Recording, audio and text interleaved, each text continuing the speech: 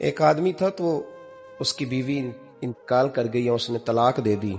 10-11 साल का उसका बेटा था, उसने दूसरी शादी कर ली।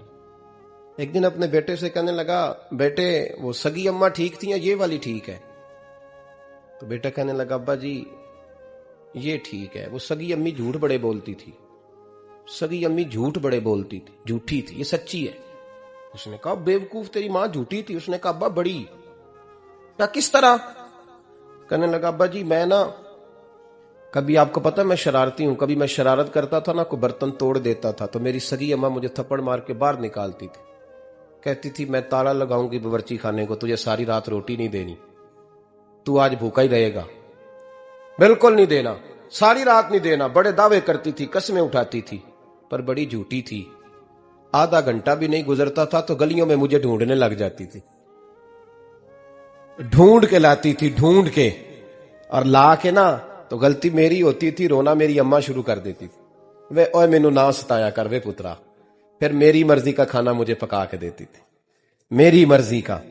और फिर मेरी अम्मा मुझे तोहफा भी देती थी। अब्बा जी वो झूठी थी, पहले कह रही थी सारी रात नहीं देना, अब आधा घंटा। ये बड़ी सच्ची है, जवाब भाई है।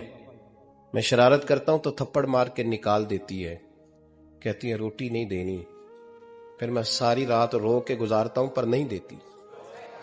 ये सच्ची है, वो झूठी थी। तुम मां के दर्द को क्या समझे?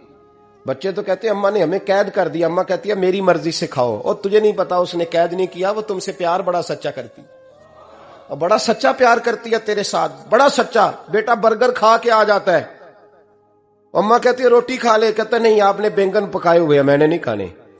तो अम्मा मिन्नतें करती है, कहती है चल तू दस की खाना है, तेनू सेवियां ना बना दिया, फटाफट दाल पक जाएगी, क्या खाएगा? अब्बा जी मेरी तरह करीब से कहते हैं छड़ पर, भूख लगेगी तो आप ही खा लेगा। लेकिन अम्मा कहती है इसने रोटी ना खाई तो मुझे नींद नहीं आएगी। तो इस दर्द को समझना।